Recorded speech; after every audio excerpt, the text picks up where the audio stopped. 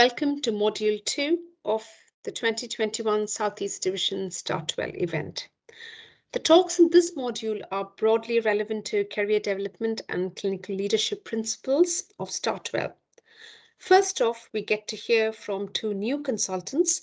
We have Dr. Judy King, a consultant child and adolescent psychiatrist, who has agreed to take us through her journey of applying successfully for a consultant post and also share some tips on surviving as a new consultant. Considering that Judy appears to be thriving in her consultant post despite joining during the pandemic, I'm sure her tips will be very valuable to us.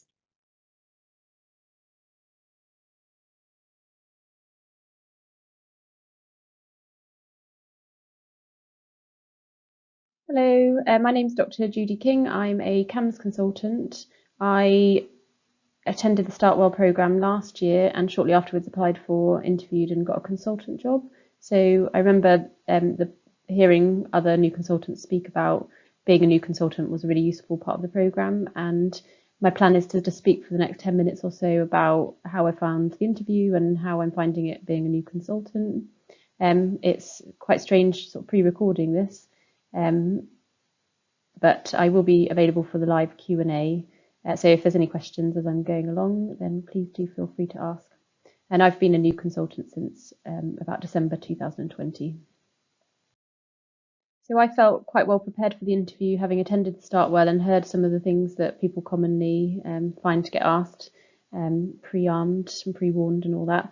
So having an idea of what sort of experiences people have had, I think can be quite helpful. So I applied on the NHS Jobs website in a sort of standardised way and got offered an interview date really quite soon afterwards. The job was for a CAMS consultant job in a place where I had already been working, doing an acting up consultant role following ST6 training. If anyone has any questions about the acting up type job, do feel free to ask me any questions, but I would definitely recommend it if it is an opportunity that you have. In terms of preparation for the interview, it meant that I had loads of relevant experience and confidence that I was ready to be a consultant that I could bring to the interview. So anyway, the actual interview itself was online, and it was there was a panel of 4, including the head of CAMS, HR director, the medical director, and another medical lead. And I had briefly entertained the idea of doing the interview from home because it was a lot more convenient, but quite quickly thought, I'll be more in the mood for it if I go into the office and I don't have to worry about any internet connection problems, or if I do have internet connection problems, they probably will as well because it's the trust. So I was glad that I decided to go into the office because it meant that I also saw some work colleagues who could give me a bit of a motivational and encouragement before the interview.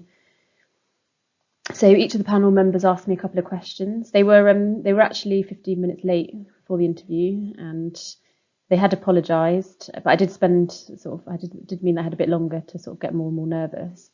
I had lots of adrenaline flowing, and I tried to reframe the sort of fear into excitement that sooner it's just going to be over and done with. So in terms of the actual questions, I had the sort of what are your skills and experience can you bring type question, which was just sort of lifted from, they'd already read my application.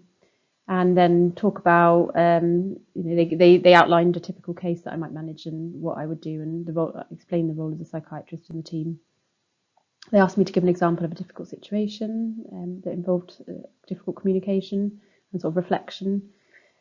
Then I talked a bit about a service improvement project that I'd been involved in, and what I would do if I identified any sort of need for service changes.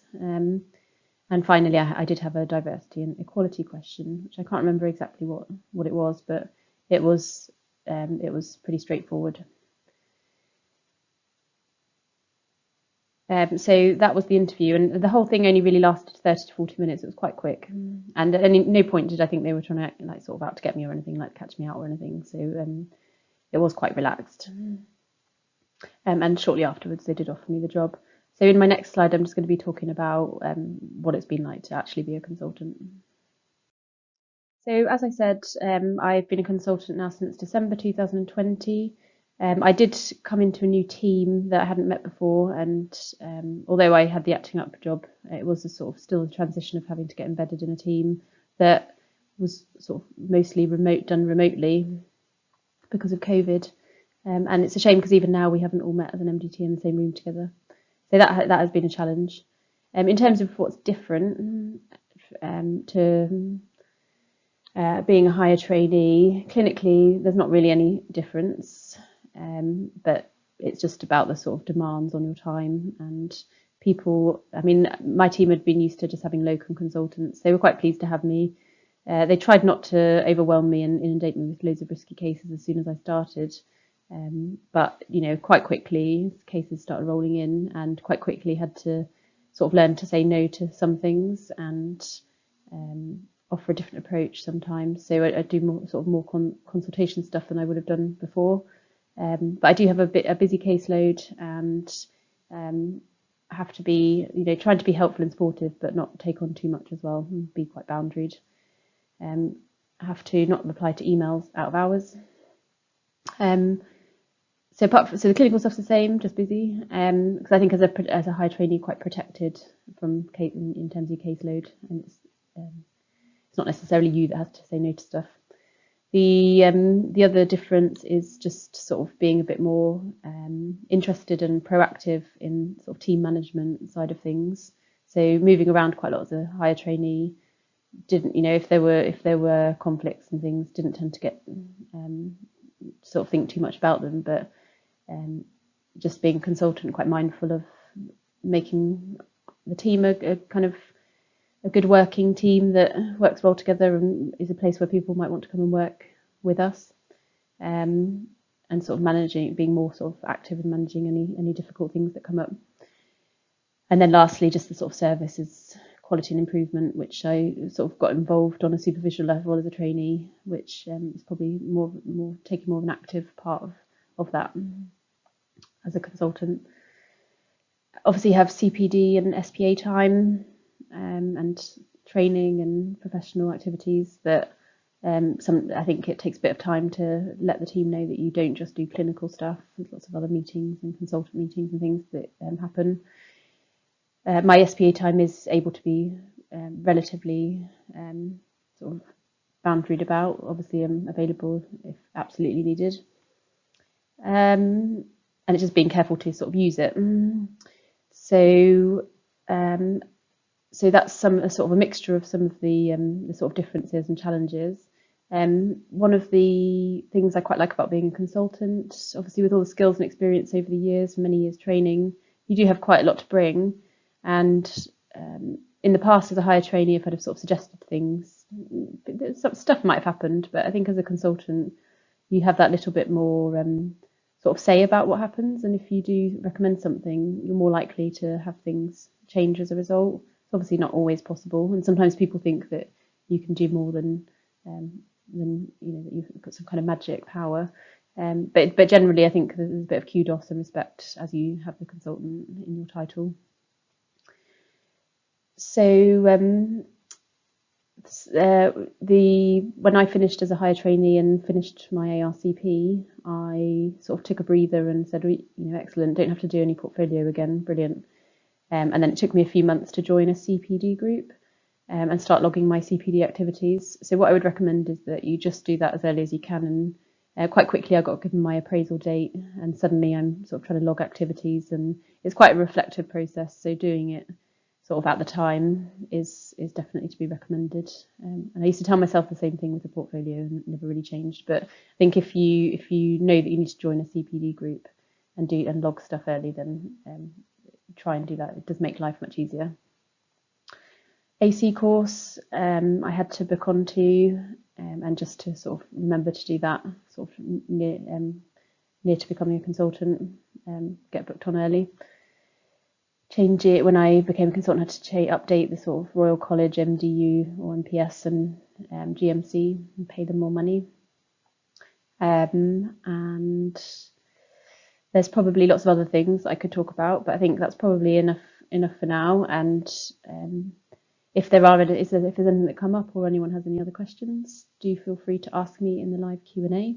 But just to end by saying, in general, the sort of almost year of being a consultant that I've had has been a largely positive experience. And thank you for listening. and goodbye. Thank you, Judy. We will next be hearing from Dr. Chris Hopkins, a consultant in old age psychiatry, who will share his experience of the transition journey from a trainee to a consultant.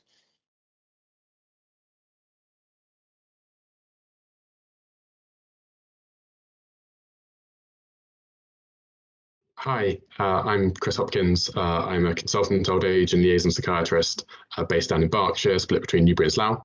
I've been working as a consultant psychiatrist since February in my current post, and I acted up for around a month or so prior to this, so from early January. I've been asked to talk to you today as part of the StartWell programme to discuss my experiences as a new consultant and to talk about the highs, the lows, maybe some of the challenges that I've met along the way, and maybe think about tips that I might have. I was going to talk about four kind of broad areas. One being job applications, which are a bit different from being trainee. Another being the clinical transition to being a consultant. Another being, I guess, being a leader in the team. And lastly, just some personal reflections on how it affects one as a person. So I suppose the first area to touch on is job applications. I suppose when one's a trainee, you have a bit of a conveyor belt of applications working through. It's a little bit of a surprise, I think, when you get to the end of training and you have to apply for a consultant psychiatrist job in the way that you would for any other job. I suppose you're dependent very much on the jobs that are available at the time. And this can work out very conveniently, and I think I was a little bit lucky myself. Or it can be a bit of a surprise because you're very much dependent on what's there. I think one of the important things to bear in mind is that it's very unlikely that one's dream job isn't there. So you are likely to be in a situation where you will need to compromise a little bit. But I suppose it's important to know, from my own experience, that you are in a quite strong position. I think it probably is still, on the whole, a seller's market at the moment for consultant psychiatrists. And actually, medical staffing have quite a lot of flexibility to help you find a job, I guess, that works for you. And I liaised quite extensively with medical staffing in Berkshire who were able to make some amendments. And so I have a job that's split, 8 sessions in old age and 2 sessions in liaison, which they put together, I guess, in a bespoke fashion. So you have quite a strong bargaining hand to help with jobs. When it comes to applying for jobs, there are differences again. I suppose training application forms are relatively set out for medical applications. Consultant jobs are through the NHS jobs website. And I don't know if people have had experience on there before, but the form can be a bit generic. It is quite long-winded. And it's something that does take a bit of preparation. I had my fingers burnt a little bit because I started applying for a post that was changed using the form, and none of the information I'd inputted was taken over to the kind of core template you can complete kind of generically. So I'd really recommend that you complete that template first, because I had a lot of duplication putting in old jobs back to 2010 or so, which wasn't so much fun. After applications, we'll obviously have the consultant interview, which I think is a source of anxiety for a lot of people. I think it's something that is a big experience, but it's also hyped quite a lot, I think. And I think it's an area where you could endlessly prepare for your interview. There's so much you could do, but I think at the end of the day, it's doing a good enough job and having a good enough spread for it. I think from my perspective, the things I thought were important for preparing for the interview were having a good introductory spiel about yourself, 2 or 3 minutes, kind of summating your experience, what you're about and what you hope to achieve in the future. And I think that's a really nice lead in for most people at interview. I think as well, having examples is really important in the interview. And I think I had around 8 examples that touched on different areas, largely clinical examples or involving team working. And I think these were really handy for the interview. And it meant that when you're answering the questions, you've got a scaffold on which you can kind of append your reflections and points. In addition to that, I think it's important in the interview that you remember it's a clinical job you're applying for, and to refocus the interview on that, thinking about patients and patient care at most times. And lastly, I think it's important that you have a bit of a read up on what's happening for the trust and what's happening locally in terms of trust priorities, the trust ethos, and potentially a bit broader with integrated care systems and things like that. So a bit of reading around that area. And the King's Fund have a really good video on, I guess, organisations in the NHS and where things are moving in that regard. And they're a really good source of knowledge for kind of sorting up on current priorities. So something that's well worthwhile having a look at. After job applications, if one's successful, and fingers crossed everyone, obviously you come to being the consultant and taking on the new role. I think in my head, I as a junior trainee imagined that the consultant was maybe the font of all knowledge and knew all the practice guidance and research papers inside out. But I suppose throughout training, you realise that a lot of the role is really about dealing with tricky situations and coming up with pragmatic and good enough responses and answers to help people get better as much as you can. And I think that was one of the things that surprised me starting as a consultant. I think being in a busy registrar job before, things moved over clinically quite nicely. So from a confidence perspective, that was fairly kind of good. One of the things I think is a bit different is, I suppose, as consultant, you have your responsibilities as a approved responsible clinician, and it feels a little bit like your name is above the door almost. And so I think that made it very, very satisfying with challenging clinical cases where things have been a bit stuck before, and I was able to move things on and help people get better.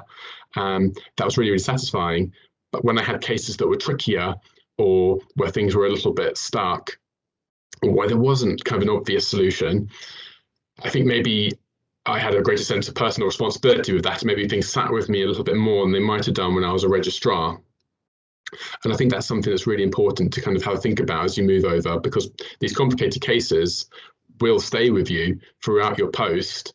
And so it's, I suppose, being able to come up with a long-term strategy to get things better for the person, their family, the carers, but also thinking about how you hold this yourself and how you feel comfortable with that. I think one of the things I imagined about being a consultant was that it might be a slightly isolating experience and people would look to you for answers, but I think it's important thinking as well of all the help that there is in your team, and particularly in the consultant team, in a team. And I certainly have had a lot of support from my old age consultant colleague in that firm, and I think I've helped him out with some tricky kind of discussions and conundrums too. And I think that that's really important to reflect on. You're not an island, and there are still people you can talk to in your team, in your supervision groups, and it's really useful. Clinically, one of the things that surprised me being a new consultant was the volume of queries one gets, and I suppose this has probably morphed with COVID and with home and virtual working. And certainly I find myself having kind of a flurry of emails to deal with on a daily basis. And I think it's important that one has a system of dealing with these. And so I'd really recommend investing some time with filters or folders so you can make sure that you're prioritizing and keeping on top of your to-do list. Because I certainly find I have a several tiered to-do list, and it can be a bit of an effort attending to things in an orderly way at times, particularly with emergencies happening clinically. Another area where I suppose I've reflected is on the importance of supervision. I suppose a consultant's clinical practice can have such an effect in a team, but with supervisory input, instead of an additive effect of seeing that handful of patients you see each week, you can have a multiplicative effect and have a much greater impact. I didn't really reflect substantially on supervision in my training, and that's something I regret in retrospect, because I think that there are different ways you can approach it and really maximize the value from this. So I'd really encourage people to spend their time in training thinking about how they supervise junior trainees, how they supervise other professionals, and thinking about how you want to supervise people going forward, because I think you can really get a good system going, and that can help the team in so many different ways. I think as a new consultant, there's a big focus in training on leadership and thinking about how one is going to help bring a team forward and bring the team with one. And that was something that I think sat with me ahead of the transition, and I gave some thought to. I knew a bit about the team that I work in, and I've done a little bit of preparation talking to different people in the team. But I think no matter how well you know the team, I think when you join it as a consultant and you have discussions with managers in the team and find out a bit more about what's happening behind the scenes, there invariably will be surprises. relating to relationships and disagreements in the team, comings and goings, performance management, things like that. So that was a little bit eye-opening, even though I thought I knew my team really, really well. And so I think it's important being prepared for that, because I was a little bit stunned with some of the things. I think it's also really important as well that you take some time to get to know the team. I suppose we think lots about processes in teams and changes that we want to make, but obviously they're enacted by people.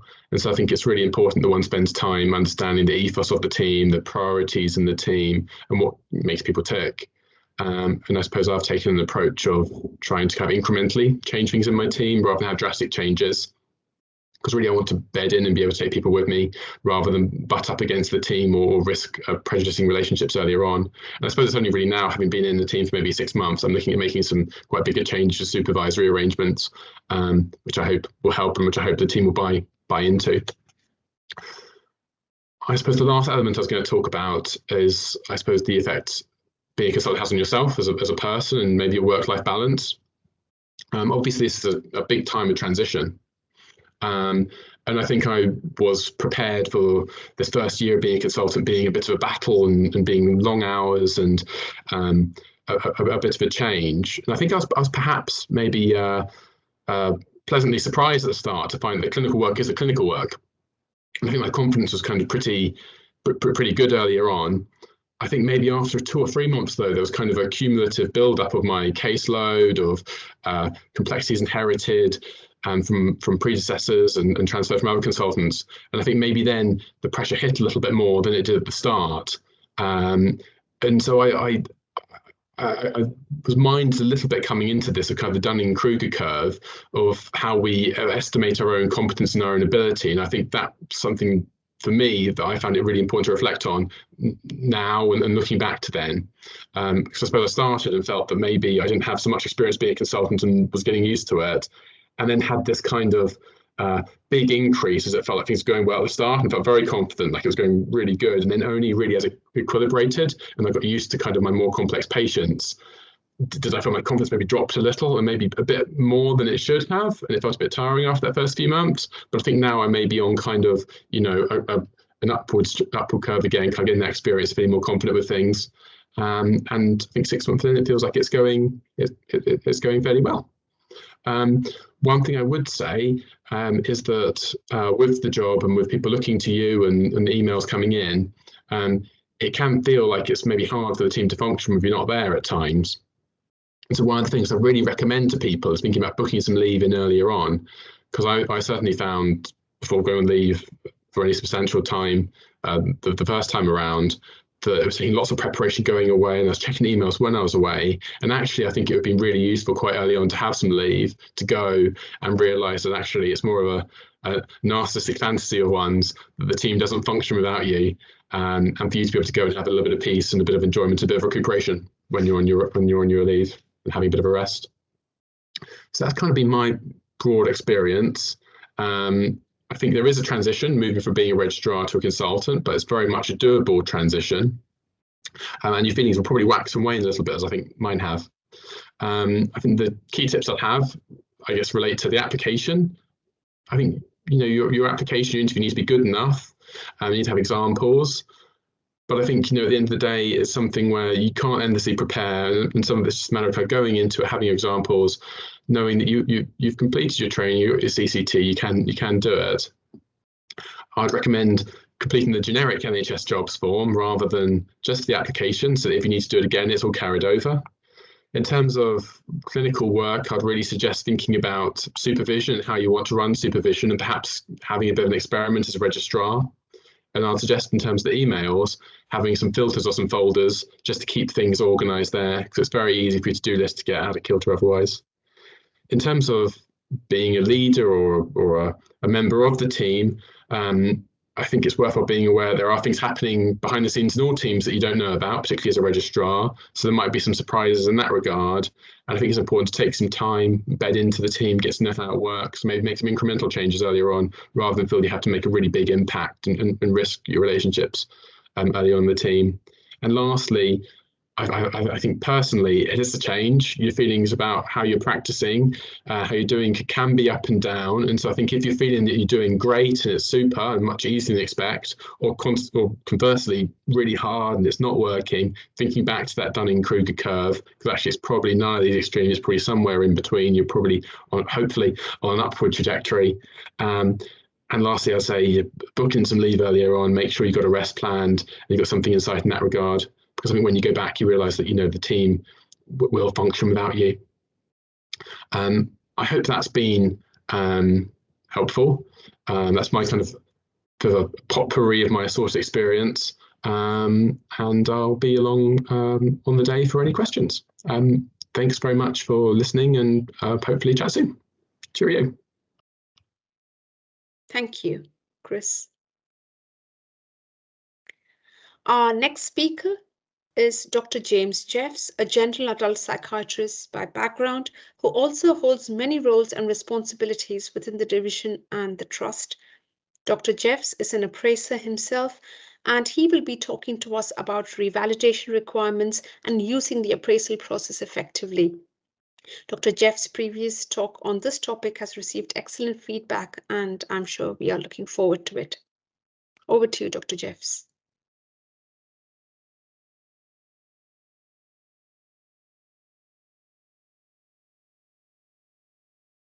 I'm James Jeffs. I'm a general adult psychiatrist in Berkshire. I'm going to be talking about medical appraisal and revalidation and preparing for it.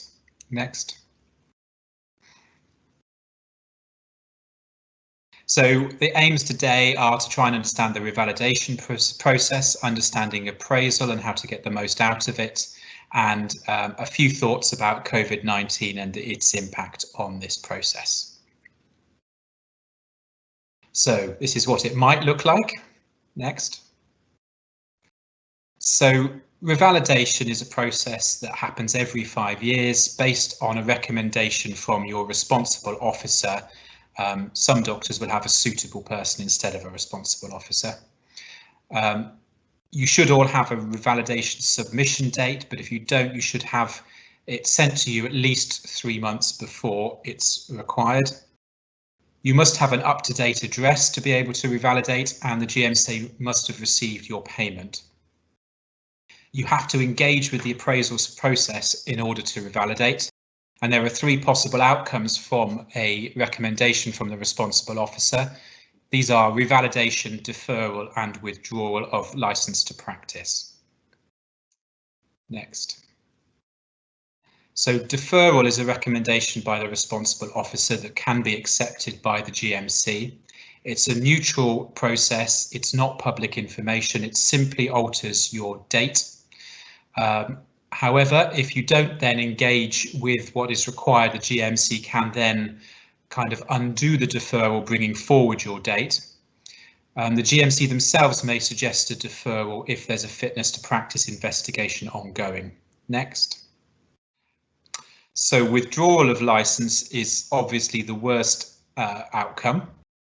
This would occur if you were not providing evidence, if you were not complying with a requirement that had been set, or you were not paying the GMC. You would normally be given 28 days notice, and in that time you'd be asked to submit further evidence for the GMC to consider. And after this process, you can then appeal. Next. The process is generally seamless. You may not even notice the revalidation occurring. The responsible officer will make a recommendation based on the supporting information that you've provided, and this will usually be collated as part of your appraisals and your participation in local appraisals. So if you are doing your appraisals correctly and getting the right information into your appraisals, then revalidation naturally follows from that appraisal process. The RO will also have access to local clinical governance systems and corporate governance systems. They will need to receive information about everywhere you've practiced in the revalidation period.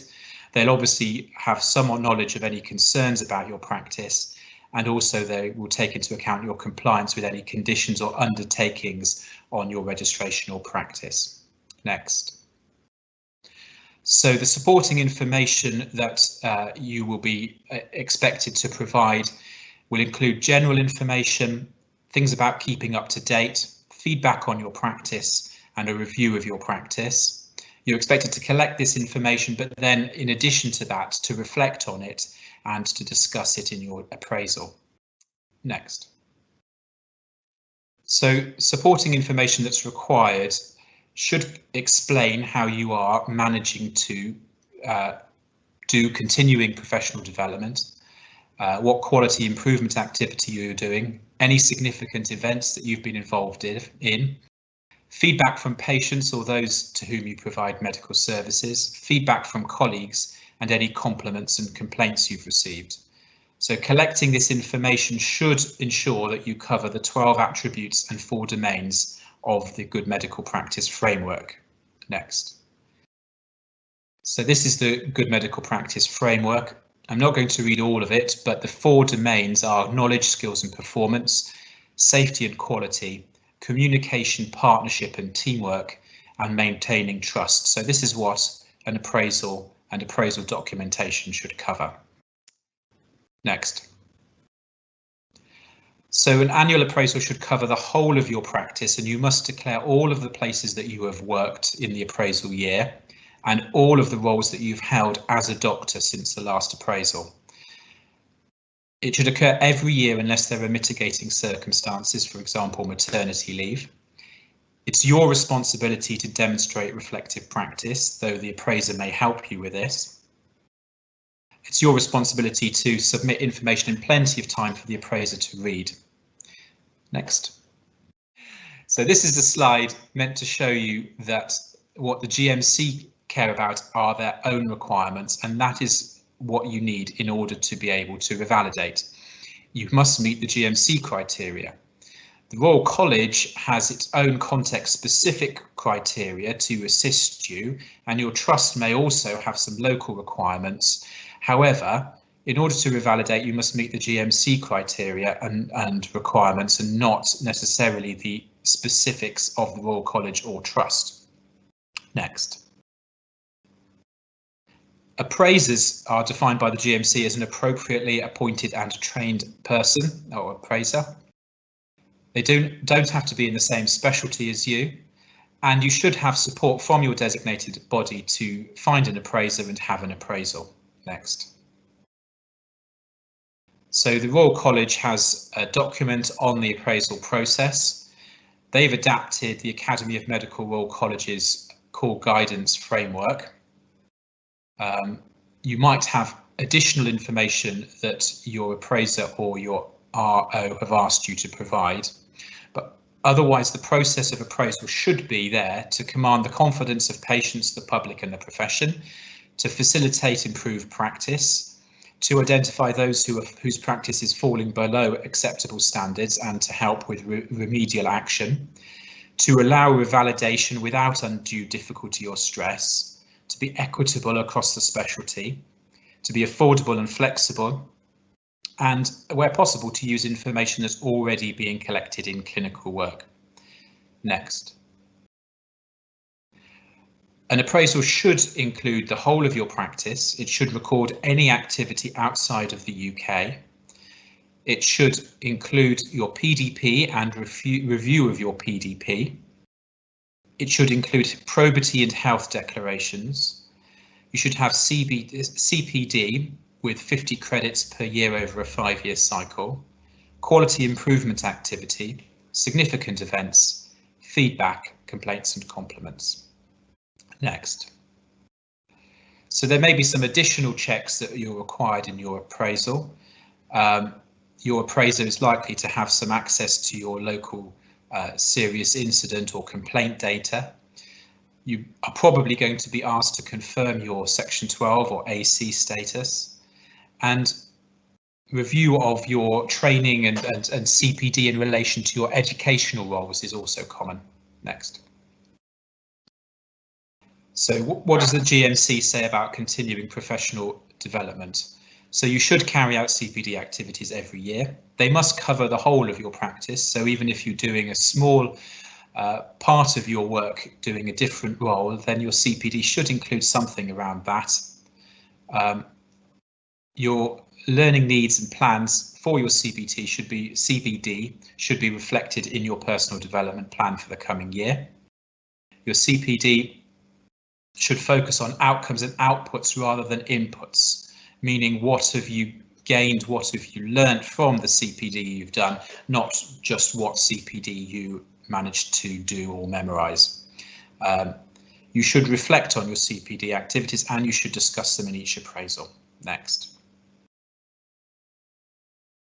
So it's important to include any private, voluntary or educational work that you're doing if you're doing it as a doctor. You should try and make your CPD relevant and tailored to you and your role. It should be preparing you for the unpredictable and challenging nature of medical practice. This is the GMC quote. It should meet the needs of your patients, your colleagues, your employers. Next. So the RC Psych splits CPD into 3 domains: clinical, academic and professional. Clinical will include obviously clinical learning, but things like case-based discussions. Academic also includes things like audit, teaching and educational supervision in addition to research. And professional would include things attending a peer group to ratify your PDP and CPD, and also any management training or similar things. Next. So peer groups and PDP groups. Don't focus too much on the terminology around these because they are used differently in different trusts. The Royal College calls a peer group a group where you're meeting to approve CPD activities. Some people also have a separate group where you do clinical discussions, including case-based discussions, and the terms used for these groups may differ. Your appraiser can validate CPD activity, but you are also expected to locally have a group to approve your CPD. Next. So what does the GMC say about quality improvement activity? So the amount and frequency of this that you do is to be determined in discussion with your appraiser or your responsible officer. You're meant to show that you've participated in quality improvement activity that is relevant to all aspects of your practice at least once in your revalidation cycle. You should be participating with national audit and reflecting on the results of audits. You should reflect on any actions taken as part of a QI activity. If you haven't evaluated the effects of some quality improvement that you've done, then you should be including that in your next year's PDP to do that. Next. So how does the RC Psych interpret this? So in terms of clinical audit, it says that you should do national, personal and local clinical audit, and they suggest 1 complete audit cycle per 5 years. The RC Psych doesn't recommend outcome measures, which other specialties may use as part of their QI feedback. It does recommend case-based discussions and says that you should do 10 in a 5-year cycle. It suggests that 2/3 of these should be randomly selected.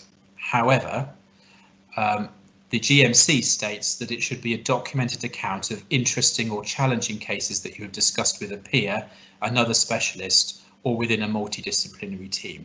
So I'd argue that there is a slight conflict between it being random and it being an interesting or challenging case. Next. So significant events. The GMC says you must declare and reflect on every significant event you are involved in since your last appraisal. The RC Psych defines these as any unintended or unexpected event which could or did lead to harm to 1 or more patients. Generally, we're talking about serious incidents here, but some things below a serious incident may also be worth talking about.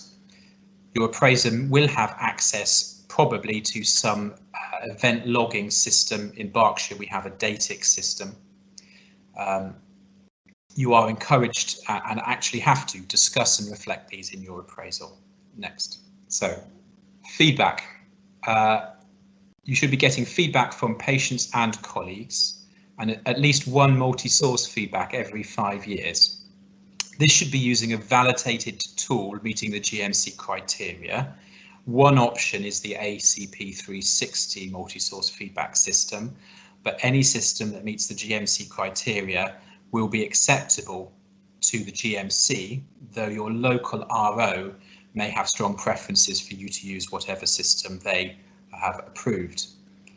You should be showing evidence of your performance as a trainer and supervisor once every 5 years. You should also be reflecting on formal complaints and compliments as part of feedback. Next. So appraisal doesn't have to be dull.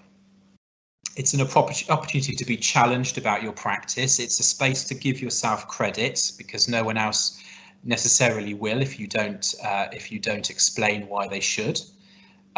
You can reflect on what you're doing and think about new directions. If you're having a psychiatrist as an appraiser, you'll have 2 hours appointment with a psychiatrist, which may be useful for some. It's an opportunity to discuss your concerns and problem solve. It also may encourage people who might not otherwise do so to apply for clinical excellence awards or whatever will be in place of those if they're changing or staying the same. Next. It's a chance for a cup of tea and a sit down. Probably isn't best for you to use it as a therapy session, despite my sort of semi-attempt at humour, but it is genuinely a useful place where you can problem solve issues to do with your post, and also think about how you're going to take forward the sort of difficulties and challenges that you're getting. Next.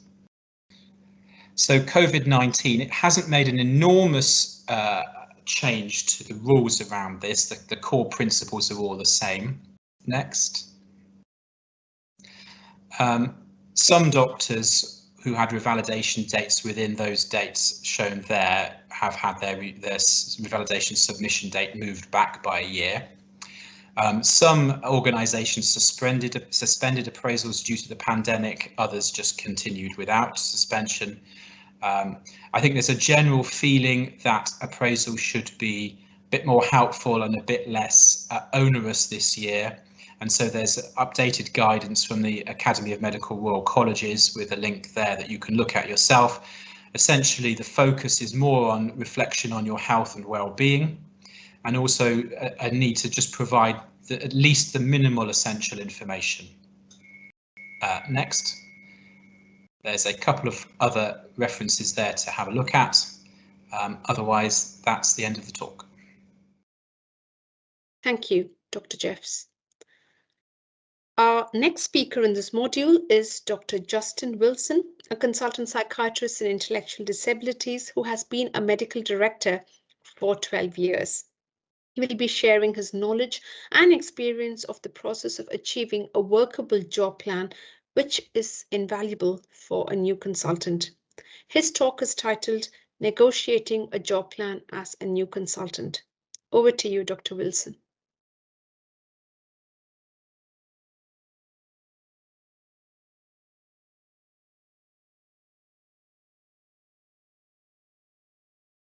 Hello. How do you negotiate a job plan as a new consultant?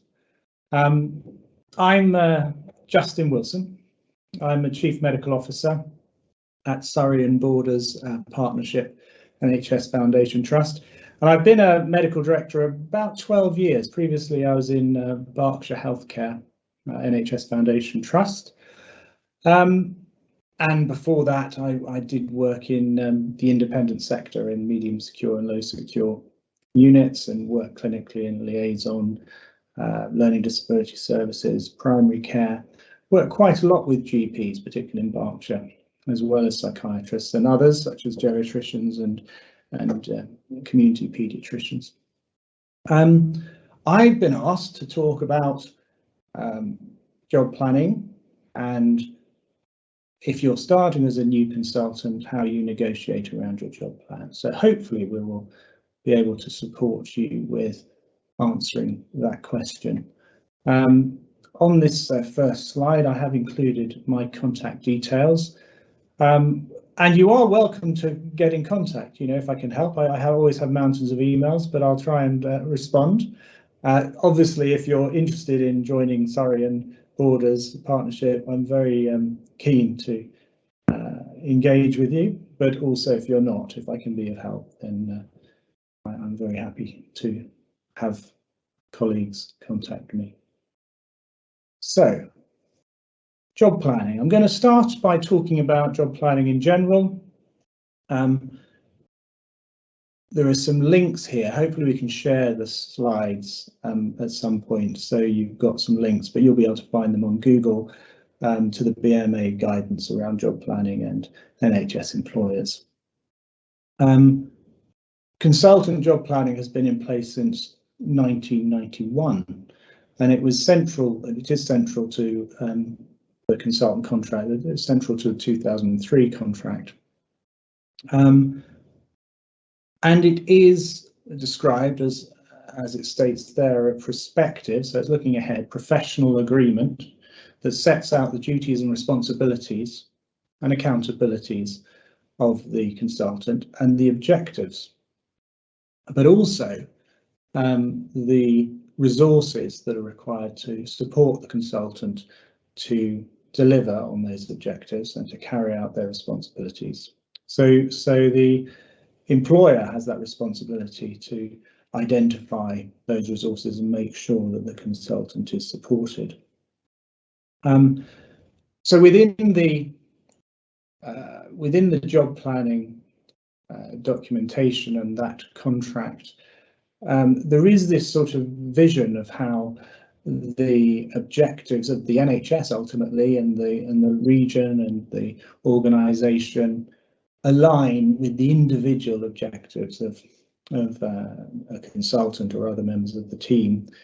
And that's true up to a point, but I think it's probably not quite within any organisation, certainly in the organisations I've been in. It's not the case that we have a sort of map of everyone's job plan and we're sort of centrally controlling the delivery of the high-level objectives through everybody's individual job plan that we're thinking about all of the time. Clearly, the job plan in terms of objectives tends to have quite broad objectives, or well, not necessarily broad, but a limited number of objectives. And then we'll talk. I'll move on to how it fits in with appraisal and personal development plans, etc. But it's fair to say that in terms of the number of objectives you actually will have associated with job planning, you won't cover every detail of what you do, but we'll come on to that. So job planning is about organising resources effectively and efficiently in a way ultimately to deliver high quality of patient care. So it's thinking about how the individual and the organisation work together to achieve that. And job planning is seen as a key mechanism to deliver on that shared responsibility. Clearly, consultants are senior doctors within the NHS, but there's the senior leaders within the NHS. And whilst we have in mental health anyway, a relatively flat hierarchy often, and the employee emphasise the importance of multi-professional teams. Clearly, the consultants have that level of accountability and are looked to as to provide clinical leadership within the organisation, within their teams. Clearly, they take a lead on diagnosis and management of complex cases, and you have that direct clinical care. But all consultants are also very much involved in elements of teaching and training, may be involved in research, certainly contribute to managerial decisions, run departments and develop services. And certainly in our trust and in most, we want more and more for the clinical leaders and the consultants to deliver, to contribute to the delivery and development of services that we provide for our populations. So job planning should be undertaken in a spirit of collaboration and cooperation. Job planning is you would set it out at the beginning when you start a consultant role, but it's an annual process. and should be carried out in good time and documentation produced in a timely manner. It is reflective of the doctor as a professional. We've talked about outcomes, and that's an important part of job planning. And the alignment between the objectives of the NHS, the organisation, teams, and the individual. They should be transparent, fair, and honest, and they should be flexible. I think perhaps when job planning came in, there was a perception that were managers getting enough out of consultants. I think somewhat they underestimated all of the discretionary effort really that consultants were delivering, and certainly if you have a very rigid job plan with no flexibility, it doesn't produce the best in terms of the needs of the organisation or the individual doctor, and ultimately in terms of the best service for patients. So it's important to have a degree of give and take and flexibility. It's important that the job plan is agreed and negotiated to an extent, but it's agreed, it's not imposed by the organisation, and it is focused as ever on the outcomes for patients, but also the best use of resources and efficiency. We've talked about the aligned objectives, but also it is really important within the job plan that you think about your own development. So how do you develop personally and professionally to help drive quality improvement so that you can play your role to have the biggest impact for people who use services. This is getting relatively old now, 2005, but it's thinking about objective setting. And after appraisal and revalidation came in, that element is even more important in terms of setting objectives. And I see that as the medical appraisal for revalidation as the overarching appraisal and objective setting process. But there is, in terms of the organisational needs, the job planning objectives need to be considered, and there needs to be that alignment between those personal development plan and appraisal, and they shouldn't be seen as far as I'm concerned as separate processes.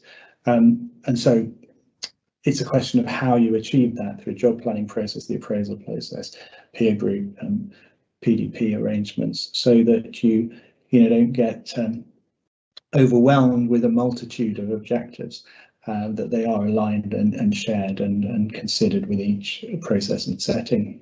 You'll have team objectives as this sets out, priorities in terms of clinical governance, quality issues that would feed into the objectives that are set, and the requirements as we've described in terms of the wider corporate setting, and indeed now the integrated care system.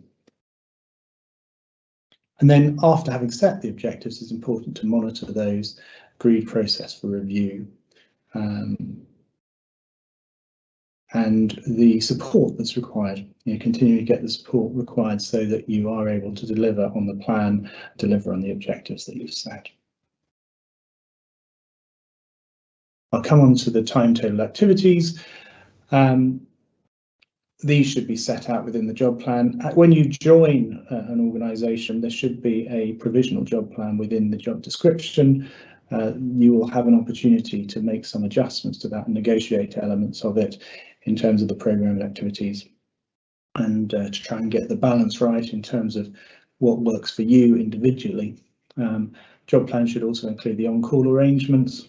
The objectives we discussed should be SMART, specific, measurable, achievable, agreed, realistic, timed, and tracked. And really, if you can set out those resources that you need clearly within the job plan, that's ideal, so that the responsibility of the organisation is clear.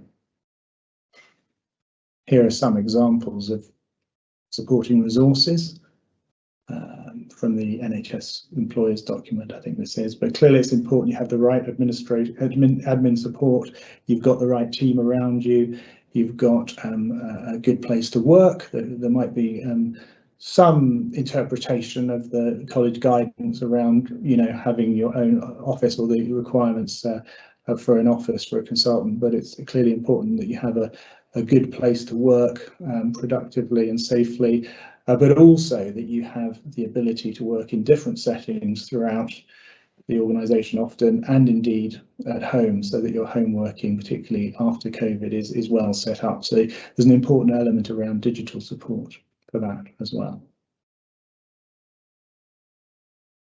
In terms of the timetable, programmed activities are typically 4 hours long, but in premium time 3 hours, and the majority of activity within the job plan is direct clinical care. I take the view that the guidance on having 2.5 sessions of supporting professional activities is absolutely right, and I would drive for all consultants to have that. But within that, it's really important that we're able to identify and track sort of the work that's done within supporting professional activities. So you might be involved in audits and teaching and clinical management, research. It's important to be able to demonstrate how you're using that time. And as long as that is the case, then I think every consultant should have 2.5 SPAs. Some have additional responsibility payments, which aren't linked directly to time, but are related to the those additional responsibility that they've taken on, particularly those who are in leadership and management roles. And there may be also external duties and academic activities. In terms of on-call, these are the categories and frequencies of the intensity and frequency of on-calls in the contract. I have to say this has expectations have changed somewhat over time, I think, in terms of the population of consultants, and certainly in those specialties such as children's and learning disability, where the number of people on the rota are closer to 9 or even below 9, people think of that as quite intense, quite frequent.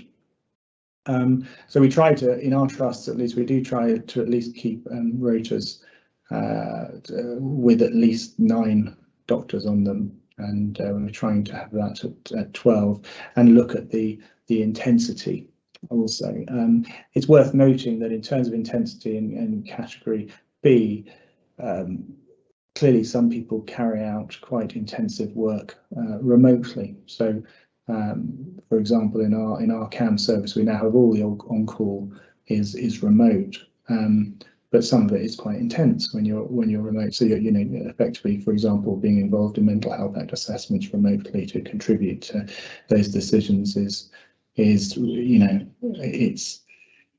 effectively category B type work. So there's that element too, and I think as we've changed over the years with remote working, that's going to be more and more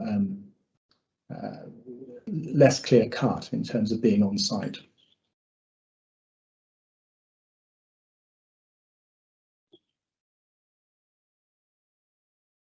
The other element here referred to is about external duties. I think it's important to be aware within the job plan if one is, as within appraisal and revalidation, if one is carrying out private work. Usually for psychiatry, it tends to be separate rather than overlapping with NHS work. But I think it's important to be aware of that. The other thing on this slide to consider is whether it's possible to agree an annualised activity, and we certainly within our trust we have 1 or 2 consultants who work during term time to a much greater hours and timetable than during school holidays. So it is possible to have those flexibilities negotiated, and then you might look at an annualised job plan.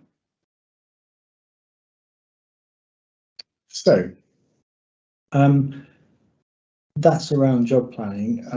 As I referred to, it's important to look at the interface with appraisal and revalidation, particularly in terms of getting the objectives right, and that relates also to your development in terms of your continual professional development and the work with the peer group to get those personal development objectives linked to the overall delivery of services within the organisation.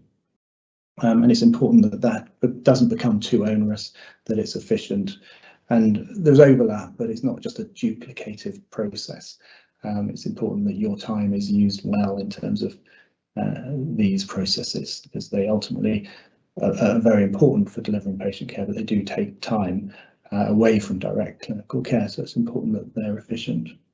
Pay progression is clearly linked to job planning. I have to say, in the absence of really significant disciplinary issues, I haven't had an experience of a doctor not progressing because there was, in terms of pay increments, because their job planning was an issue. But it is linked in the contract to job planning. In terms of when you're joining as a new consultant, I'm moving on to now when you start. As I say, within the job description, you will have a job plan. But there is a real opportunity to try and adjust that job plan to meet your needs, so that you are delivering the service in a way that works for you. There is a shortage of consultants. There are some specialties more than others, particularly in children's services. We're short of consultants, but also across older people's, liaison, working age, inpatients particularly. It's hard to recruit. If you have an advert out, you might be interviewing 1 or 2 doctors. You're not overwhelmed with applicants. So as a consultant applicant, you are in a strong position to negotiate, and the organisation should be very willing to be flexible in considering what you need as an individual employee. So it's just worth bearing that in mind. Obviously, if you're moving to somewhere that's the job you really want to be in, you'll come with a certain mindset. But do be aware that clearly organisations want to attract consultants, and they'll want to get things right when you join them. So you are in a position where you can try and achieve the job plan that works for you on arrival within the organisation, or before you arrive in the organisation. So you should have that give and take and flexibility, but you should be able to make sure that you're supported in your development, and that you're able to engage with areas of interest around education, research, leadership, quality assurance. You might want to undertake mental health act work. You may want to contribute to the college, for example, and it's important that there is time in your job plan to achieve those things. To emphasise that this is all organisations will have something similar. This is our in Surrey and Borders, the strategic people plan, a sort of summary of that. It's a real focus across all staff, given how the challenges of recruitment and retention, and the importance of supporting our staff to stay well and to be able to contribute for patients as well as possible.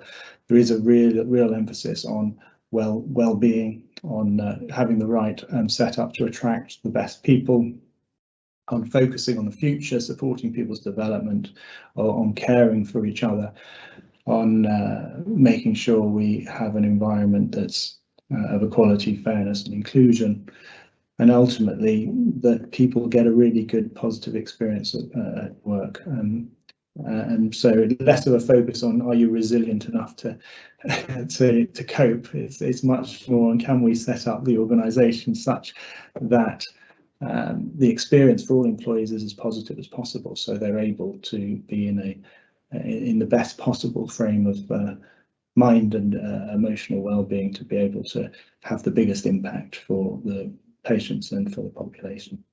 And that will be the same in most NHS organisations that you'll be looking at.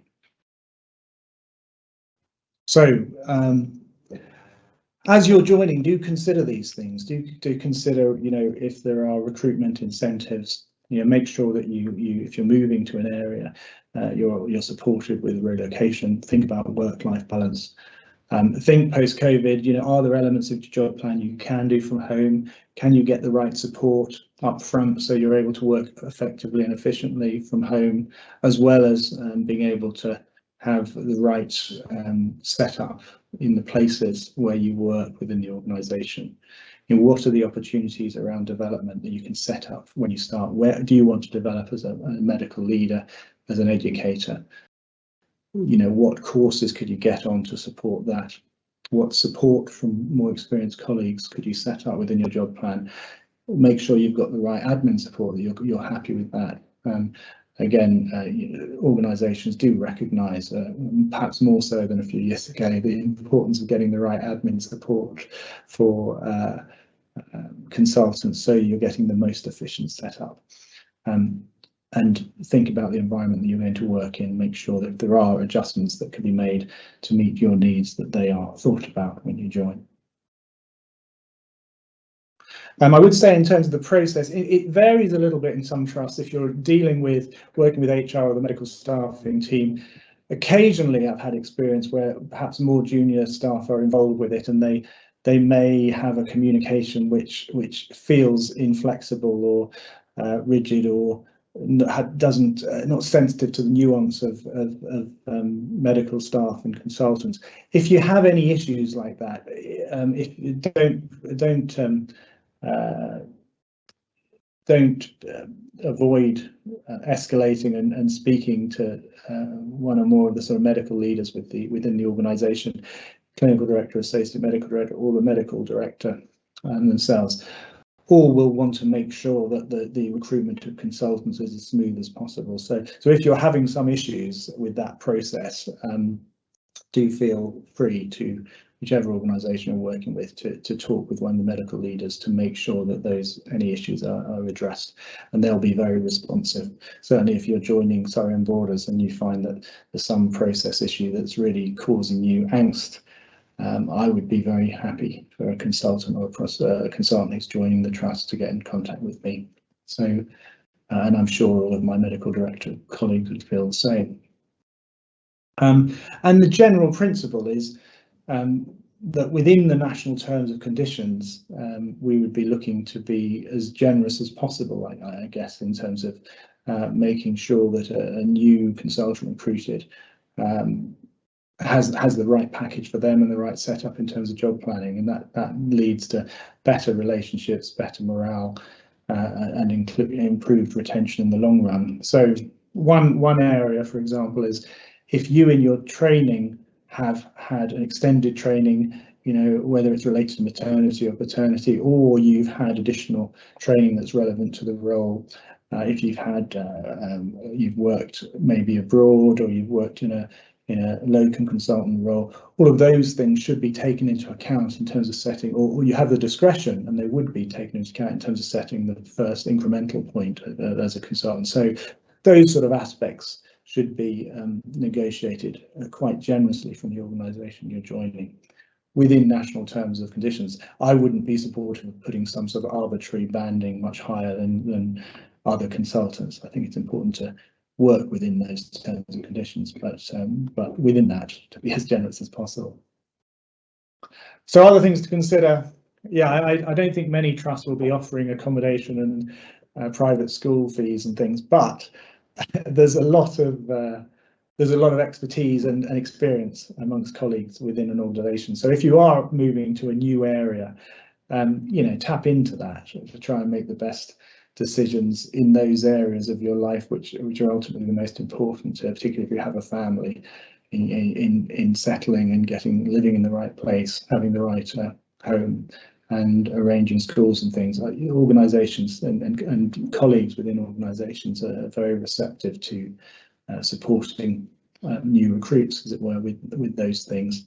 Pensions, you might not be thinking about it much as a new consultant because it's fairly straightforward, but clearly over the years, with more senior consultants, have been some issues with pensions. So it's quite good to know that that a trust is willing to help with that, and then where necessary, as has occurred in recent years, some options for flexibility to support consultants are there. Clinical Excellence Awards, we'll see how things develop there. At the moment, they're tending to be paid to all eligible consultants. But we'll look at look at how that progresses and how organisations respond. There will be other benefits within each organisation, things like gym membership and other sort of peripheral benefits that you can tap into. You might look at, I'd certainly look now at the lease car options. Whilst they were always quite expensive for a standard car, if you're interested in an electric or hybrid car, with the incentives around benefit in kind tax, it's well worth considering if you need a car. Think about job role. Lots of people now would think about the option of, whilst the job description, the approved college job description would be for a particular role, having the option to move into potentially other roles during your career, I think is quite attractive. You might move from inpatients to community, maybe to liaison. There's different opportunities. Having some flexibility there for many would be worthwhile, I think. And then, in terms of balancing life, clearly part-time roles and the opportunity to share roles is important, and trusts and organisations will be receptive if you are interested in an arrangement, and I think they will be as flexible as they can be to, if you're a good candidate for a consultant to adapt and adjust to meet your needs. And the final point there around mentorship and coaching, do ask for that. If you're a new consultant, there's plenty of experienced colleagues and plenty who are very willing to support new consultant colleagues. So whether or not there's a very clear formal setup in place at the organisation, that may vary between organisations. But do ask if you can have some mentoring and coaching if you're interested. And again, organisations and NHS Trust will be very receptive to that. Well, that's just the nearly come to the end. That's the visions of values for our trust. And again, all trusts would have their visions and values. And I think for us, this was set up originally with a real focus on people who use services. But just to emphasise that it's really important that we aim to improve the quality of life for our staff, including medical colleagues who join, because that ultimately also benefits those who use services. So that is it from me. Hopefully that's the right timing. As I say, you're very welcome to contact me if I can be of help. There's some details there. And clearly, if you're particularly interested in working in Surrey, I'd be very happy to hear from you.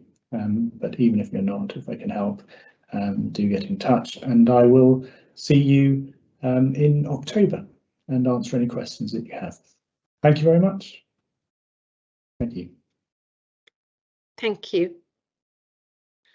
Our final speaker in this module is Dr. Ananta Dave, who has an illustrious resume and various roles which are elaborated in her biography. She is passionate about inclusivity and workforce well-being and will be speaking to us today on managing team conflict, which is a recurring theme for new consultants. Her talk is titled Managing Team Conflict Through Effective Leadership Skills. Let's hear from Dr. Dave.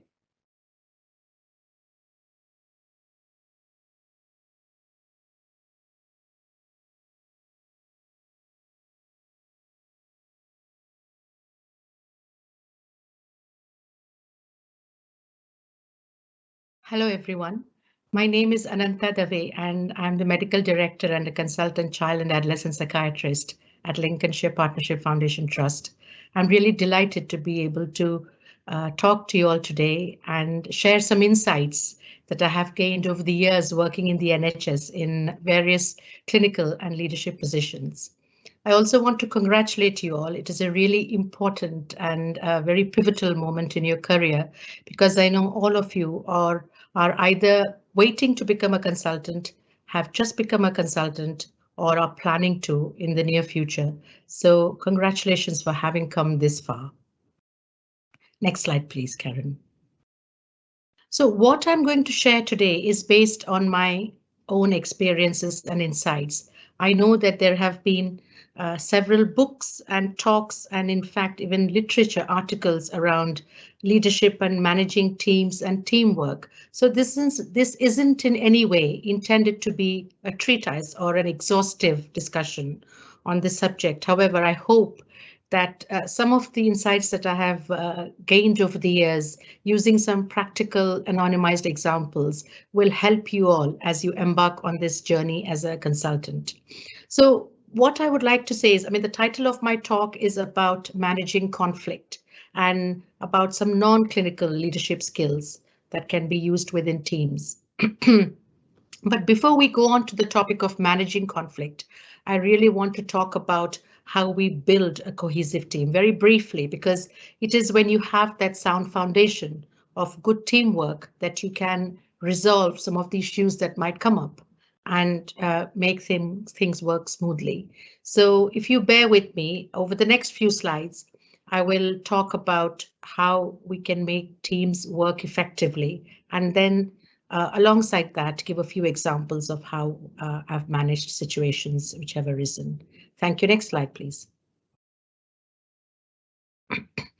So, you know, as I have said, it is about building a team or becoming part of a team first. So for most of you, when you start on a consultant journey, unless you are becoming a consultant in the trust where you have worked or in the team or service where you are working, for quite a few of you, it will be a new place, a new team, new people. So there is an onus on the person who is leading the team or the manager to ensure that new people who join the team are assimilated into the team in as supportive and sensitive a manner as possible.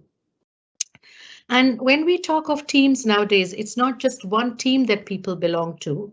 We increasingly hear of system working. So it is really teams within teams. So we have a clinical team, we have a wider professional discipline team, our CPD peer group, perhaps our educational teams, and part of the wider system, whether it is working with primary care, whether it is working with a research team, or indeed as part of the whole locality-based integrated care system. So teams have taken on ever wider meanings, and they are in fact the building blocks of system working, which I'm sure you will have heard a lot of, or you will be hearing more of as we move into an integrated care system or ICS model within NHS England. Next slide, please. So I think what I have found over the years and what has helped me, and right from the time, in fact, when I look back to my early days as a consultant and with the wonderful benefit of hindsight, when I look at it, the teams that have worked well for me, both when I was a member of the team and later on when I became a leader of teams, either formal or informal, is that there is no shortcut to team building. And you know, the word team has been used in various ways. Some people might have heard of the acronym. Team stands for Together Everyone Achieves More. Or you might have heard of sayings like teamwork makes the dream work. But essentially what I have found is that the time that you spend together as a team is invaluable to build the team and to build the foundations of getting to know one another, respecting and understanding each other's perspectives, and building on each other's strengths, because each of us are like a cog in the wheel and we contribute a little bit to how the team works. So T here in this case, the T of team stands for time together. And in the wake of COVID, I know that the working patterns and ways of interacting have changed hugely. And most of you might now be practicing a blend of face-to-face working and virtual working.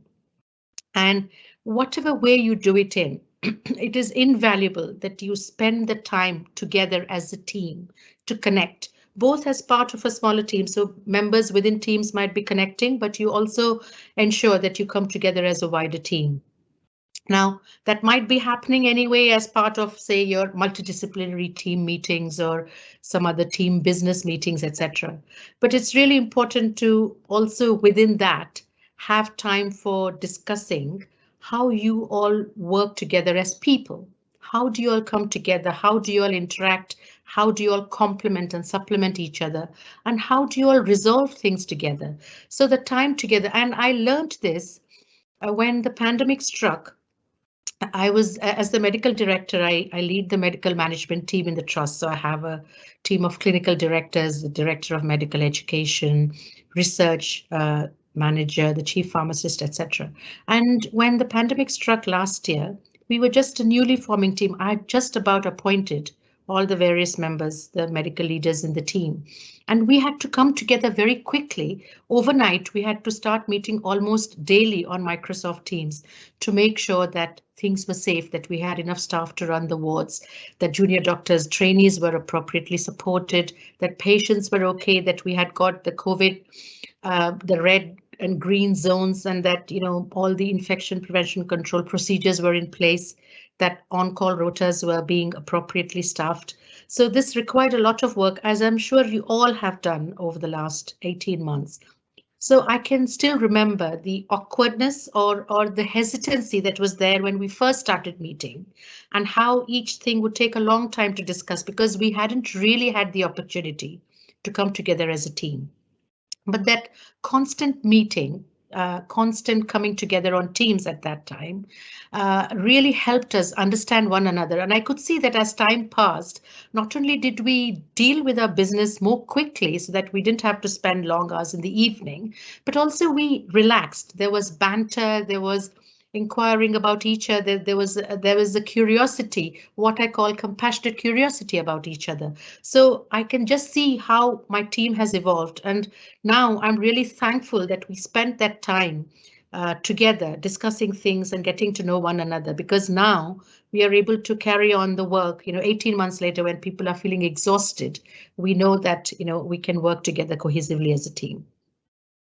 E stands for both endeavor and enjoyment. So while we are looking at the business that we need to do as a team, it's really important that we create some moments which are about enjoying each other's company, getting to know each other, the simple pleasures that we have, even in sharing jokes. And I remember in our team, we all started, and I write poetry to just relax, and I shared a poem just one day in a team because I was feeling very emotional about something, and that really started off a wonderful discussion about people's hobbies, and I came to know so much about what the team members do and how they relax. And I think it's important to get a glimpse behind the person occupying that role, so do spend that time.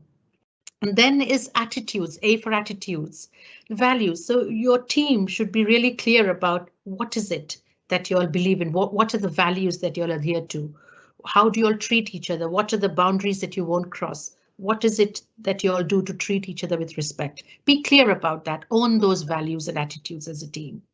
And M stands for the motto or goal, a purpose. Many people will tell you that teams are defined by a common purpose. So really important that you have some clarity of vision. So if you're joining a team afresh, worth asking all these questions. How does the team come together? How do you all spend time together? What do you all enjoy doing as a team? What are the values? So it is, you can do the work yourself of assimilating into a team by thinking about some of these things. Next slide, please. And when that happens, when teams come together in that way, great things can happen. Just the amount of work that's been achieved over the last 18 months through COVID, it is unimaginable. And every time something has worked well, it's because a team of people have come together. So no longer can we say that we need to limit our imagination or ambition or creativity, because things have moved in such an unimaginable way that, that there is that power of teamwork. And not only that, it's not only about achieving something what we think of as impossible, but also about facing a common threat or a pressure. So when you work together as a team, you can really bring about some marvelous things. And there is an example of a very rural team based in a very isolated location, a small team, which was asked at the start of the pandemic to close down because of worries around staffing the team, the lack of infection prevention control measures, then no facilities weren't there, and it was felt it was impossible to function as a team base, and they were asked to assimilate with another team. The team people felt very strongly against it because they felt that the people of that area deserved a team there. So they did what they had not done before. They lobbied the board, they wrote to the board, they came together and said, for the sake of our patients, we'll keep this team open and we will show that we can do it safely. So they all banded together and kept that small team open and achieved really good results. So some wonderful things can happen and you can really face some common challenges if you work together as a team. Next slide, please. And what I have always found, and increasingly it's been a learning lesson for me, even the best laid plans don't work out well. So an A team always has a plan B. So whenever you're coming up with a plan for anything, whether it is your first day at work, whether it is a care plan for a patient, whether it is a learning outcomes for a teaching session, always think of what you will do if the first plan doesn't go right. And that really saves a lot of headache and heartache later and supports people. Next slide, please. And I just wanted to draw your attention to a very beautiful book that I read, and some of you might have read it, and it's John Cotter's book, Our Iceberg is Melting. And it describes in a very engaging, evocative, humorous, wise, but a very creative way about a colony of penguins who are facing trouble because their iceberg is melting, and the way they come together and face that challenge and do things. And the characters, a really interesting book to read. And I have learned over the years that whenever we talk about icebergs, there's a lot we can learn from and reflect, right from what happened to the Titanic to what this book describes. But most importantly, I would say to you all, starting off as consultants, that the team that you think of is much larger than the one that you can see in front of you. So you might be thinking of your medical colleagues, trainees, SAS doctors, even your medical secretary, perhaps, and maybe your MDT. But the the team that supports us, helps us do our daily job is much wider than that. And that was brought home to me very clearly and very poignantly, actually, when we decided to have a one-to-one meeting with the IT team in our trust. Now, the information technology teams, digital teams, have had to really up their game in a very short time, because when the pandemic struck, everything went on to Teams and Zoom, and everything was virtual for the first few months. So the teams really had to set things up very quickly, and at lightning speed, they enabled digital working to happen. But what this did is they were all told not to come in personally to, physically to work. So they became increasingly isolated from that human contact, and the very work they were doing helped to create a sense of depersonalization or not being connected at the very time that they were connecting people digitally. And we don't think of the digital team as being part of our team and needing that kind of support. And it was really heartbreaking to hear some of the stories, the impact it had on their mental health, because the digital teams were so they felt disengaged and disconnected. And it was really important. And when we started interacting with them and acknowledging them as members of the team who make things happen, really, it made a big difference to them and made a big difference to resolving some of the IT issues, etc. So the team that you can see is only a tip of the iceberg that makes up the other team, the entire team, and in the system now as well. So as I said, wider than your trust or your service. So just some reflections and some things to keep in mind as you think about who supports you in your work, because you are nothing without the team and the team is nothing without you. So how do you support each other? Next slide, please.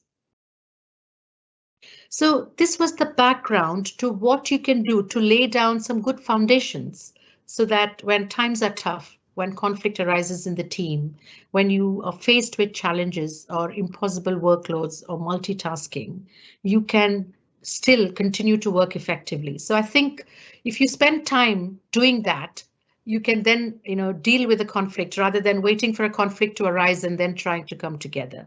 So this is just a very brief list of all the non-clinical leadership skills that we generally talk about. Conflict resolution is very frequently encountered. And then, of course, we have this ever-ending, ever-increasing or never-ending, combination of demands that all of us are asked to meet. And so how do we do that? How do we multitask? How do we keep our head afloat, keep ourselves afloat when the demands are so all-consuming? And it can feel like that when you start a new consultant job, because the transition is quite steep. So how do you communicate effectively at times of stress or challenge? These are some of the things that I hope we can discuss by looking at what happens next. Next slide, please. So the first thing I would say, if you are trying to resolve difficulties within the team, is how you create a psychologically safe space for the team. So as a consultant, you would be expected to take clinical leadership of the team, even though it might not be a formal role. But you will have a hand along with the team manager or service manager or the team coordinator or lead, whatever the title is. You will be expected to work very closely with your colleagues in order to ensure that the right culture and the right psychological environment is set within the team. So this is just a very brief example. I mean, all of you know the term psychological safety. You're psychiatrists working in mental health care, but it is really about ensuring that you create an atmosphere where people are allowed to feel vulnerable and express that vulnerability. And in that expression of vulnerability and coming together in that vulnerability lies the strength.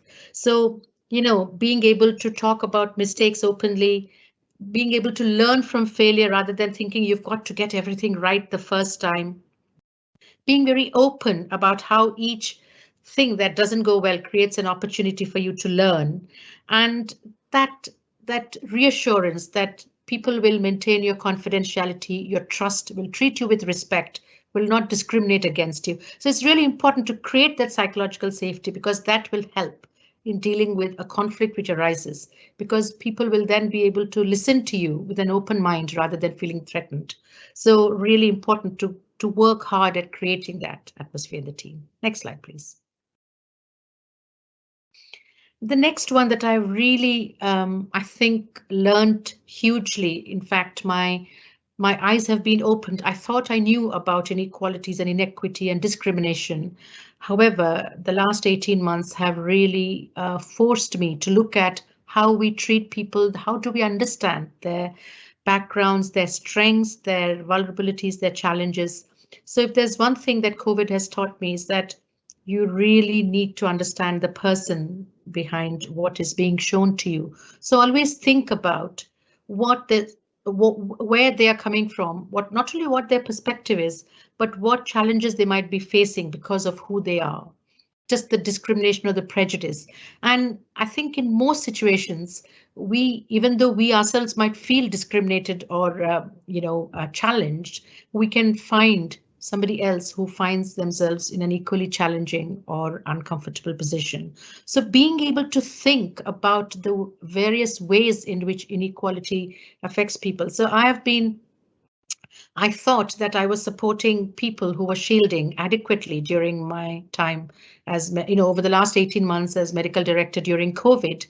I assumed that we had got processes in place to support people who were shielding and who had become unwell through COVID.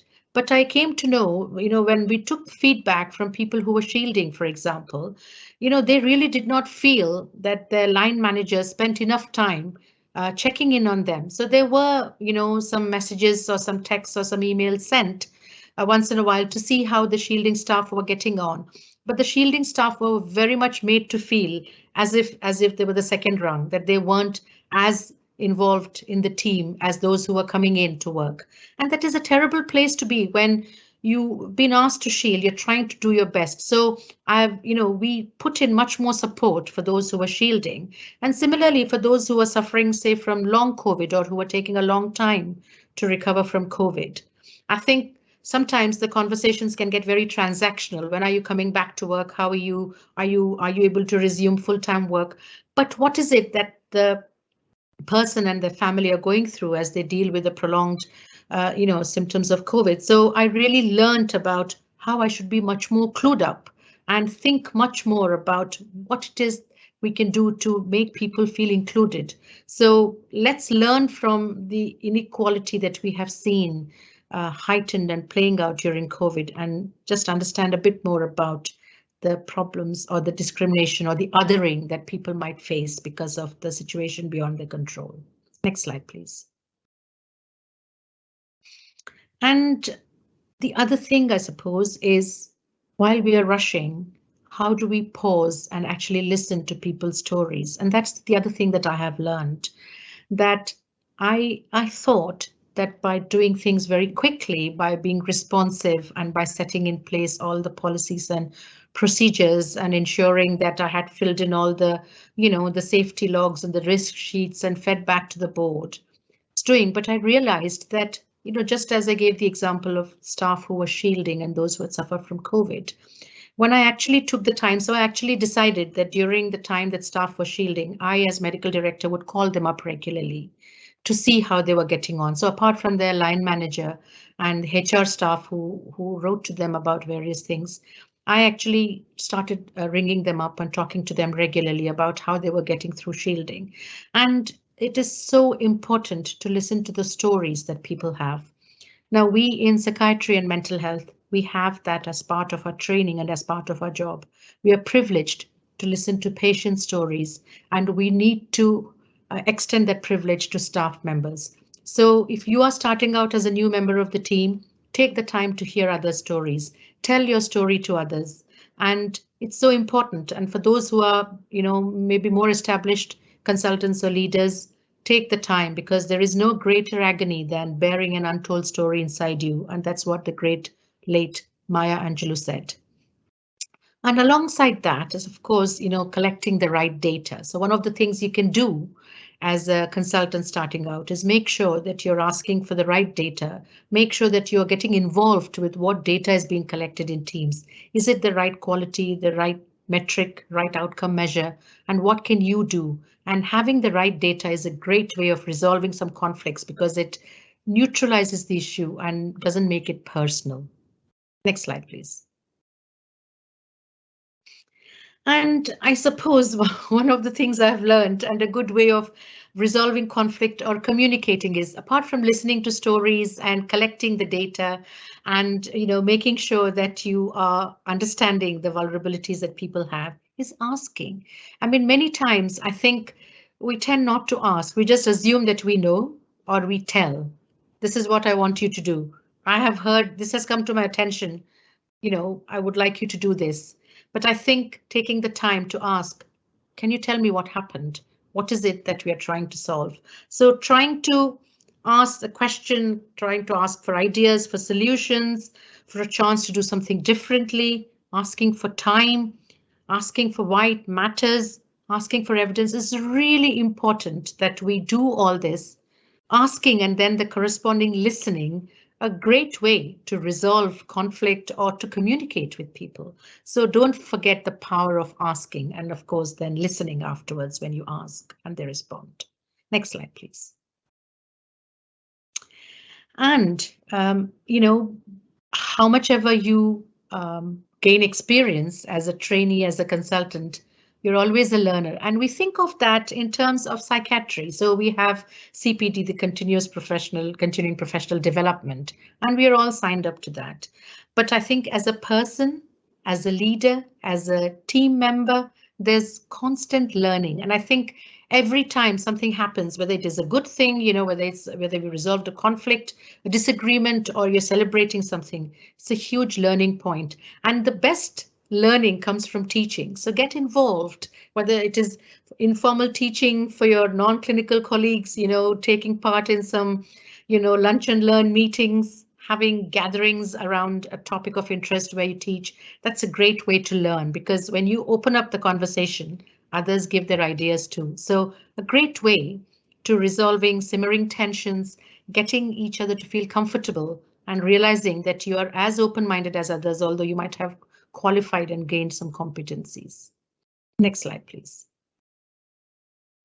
And what I say is, you're all starting off, on this journey, and your career and your vocation as consultants, you're about to start off. So, every moment is a fresh beginning, but every new beginning comes from some other beginning's end. So cherish equally the time that you're ending as a trainee, as a more junior colleague, to this time of starting a new phase, and realize that you might not get it all right each time, but each moment gives you a fresh opportunity. Next slide, please. So I think that's what I wanted to share. And as I said, it's not a comprehensive treatise, but I hope that as you navigate your journey through teams, through patient care, that you all remember some of the practical examples I've given, and that you take the confidence with you that you have already accumulated a range of skills and competencies that will stand you in good stead. And you might not get it right first time all the time. However, if you go in with this commitment to be part of a strong team, great things can happen. So thanks once again. All the very best for wherever your career and your vocation takes you next. And thank you for asking me to be a part of this StartWell event. And I hope there's a good discussion when we have the question and answer session. Thank you all. Thank you very much. That brings us to the end of Module 2. I hope you enjoyed it and would appreciate your feedback as always. Please do not forget to send out any questions or comments that you have for the speakers.